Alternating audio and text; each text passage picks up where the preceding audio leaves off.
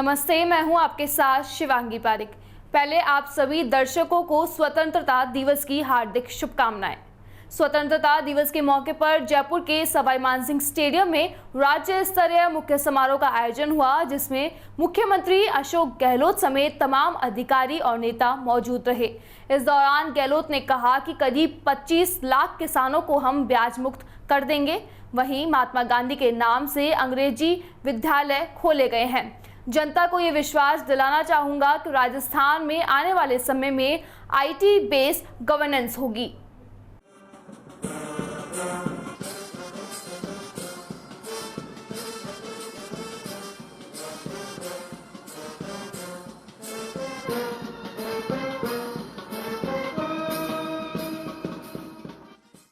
अशोक गहलोत ने कहा कि देश के नेताओं ने आजादी के लिए त्याग और बलिदान दिए हैं। स्वतंत्रता सेनानियों ने कई कसर नहीं छोड़ी है, लाठियों और गोलियां खाई है। हमारे मुल्क की खासियत है कि महात्मा गांधी के साथ अहिंसा के रास्ते पर चलकर आजाद हुए हैं, जिससे दुनिया में एक संदेश दिया गया है, जिससे मान सम्मान भी बढ़ा है। तमाम उन लोगों को याद करता हूं जिन्होंने देश को लोकतंत्र की जिंदा रखा है। इंदिरा गांधी की हत्या हो गई, खालिस्तान नहीं बनाया दिया। इंदिरा गांधी की हत्या हो गई, खालिस्तान नहीं बनने दिया गया, देश को एक रखा। राजीव गांधी शहीद हो गए। इस प्रकार से एक लंबा इतिहास बना। राजीव गांधी के 21वीं सदी का सपना देखा है। आज जब क्रांति आई है तब समझ आया कि वो क्या चाहते थे। आज बड़ी चुनौती हमारे सामने है, लोकतंत्र को बचाने की। लोकतंत्र बचेगा तो देश बचेगा। अलग अलग जातियों के लोग रहते हैं। कांग्रेस पार्टी की जो नीतियां थी महात्मा गांधी के जमाने की, समाजवादी की बात भी की गई, इसलिए दुनिया के मुल्कों के सामने कह सकें कि लोकतंत्र मजबूत है। आज लोकतंत्र के सामने खतरा उत्पन्न हो गया है। सरकारी एजेंसियों का दुरुपयोग भी हो रहा है। हमारे पूर्वजों ने जो लोकतंत्र दिया है उसे बचाने के लिए जो कीमत चुकानी पड़ेगी चुकाएंगे। उसी के कारण ही हम बच भी पाएंगे। गहलोत बोले कि राजस्थान का उदाहरण आपके सामने है, सरकार गिराने की कोशिश की गई। गहलोत बोले कि राजस्थान का उदाहरण आपके सामने है, सरकार गिराने की कोशिश की गई, उन्हें मुंह की खानी पड़ी। हर कोई जवाब में है, चाहे उद्योगपति हो। हर व्यक्ति बात करते हुए घबराता है, इससे अपना बचाव करना है। आर्थिक स्थिति हमें पता है कैसी है। यूएई के सामने भी यही हुआ है, लेकिन तत्कालीन प्रधानमंत्री मनमोहन सिंह ने देश पर मंदी का असर कम कर दिया था। मुख्यमंत्री नेस्त नाबूद कर दिया आतंकवाद को, तो आतंकवादियों ने उनको उड़ा दिया बम से, मुख्यमंत्री पद पर रहते हुए। इस प्रकार से एक लंबा इतिहास बना है जो स्वर्णिम अक्षरों में लिखा गया है। तो मैं कहना चाहूँगा, राजीव गांधी ने, आज ये हमारे जो मीडिया वाले खड़े हैं, देश के अंदर हर हाथ में मोबाइल है, इंटरनेट की सेवाएं हैं, वाईफाई है, कंप्यूटर है, आईटी का युग आ गया है, गवर्नेंस आईटी भी इस पर चलने लग गई है। दुनिया भर से जुड़ गए हैं हर नागरिक। ये सपना देखा था राजीव गांधी ने प्रधानमंत्री रहते हुए 21वीं सेंचुरी का, तब तो लोग समझे नहीं थे।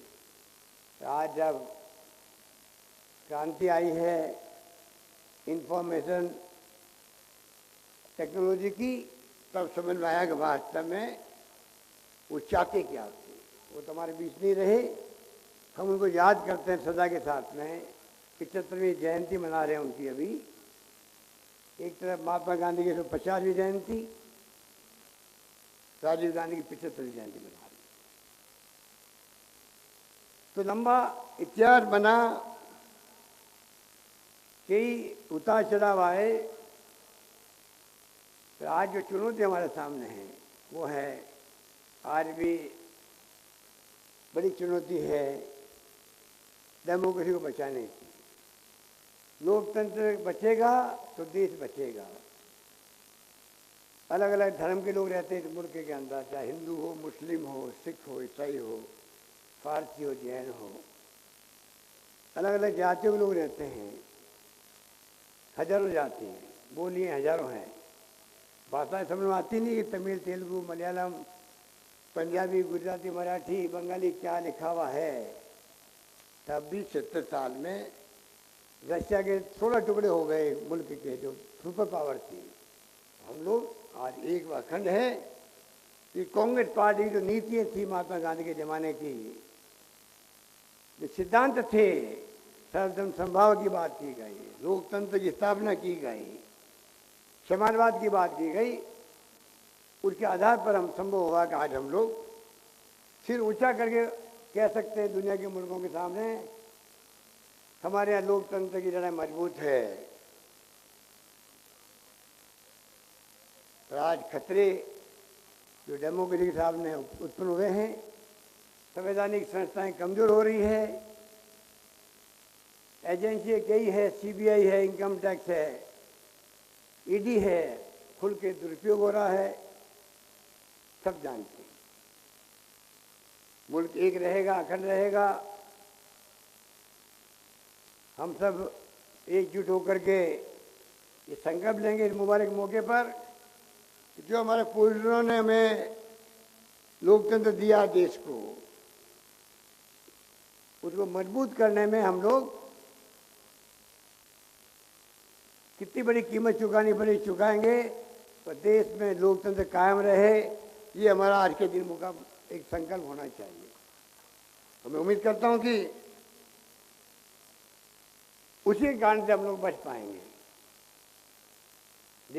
अब तो पेट्रोल के दाम बढ़ रहे हैं। आर्थिक सलाहकार खुद कहते हैं कि पता नहीं ये कब सही होगा। आज जब कोरोना पूरे विश्व में फैल चुका है, तब देश में लॉकडाउन भी किया गया। मुझे फिक्र है कि पक्ष विपक्ष, पुलिस और जनता सभी ने सहयोग दिया। आज करीब 40,000 टेस्ट हो गए हैं। राजस्थान की रिकवरी रेट भी अच्छी है। अनलॉक के बाद अब धीरे धीरे सब शुरू हो रहा है। हम कोशिश कर रहे हैं कि आने वाले समय में राजस्थान कैसी पटरी पर आएगा। हमारे बजट में कई घोषणाएं की गई है। प्रधानमंत्री के सामने कई प्रस्ताव भी रखे गए। कोरोना के बाद आर्थिक स्थिति खराब हो चुकी है।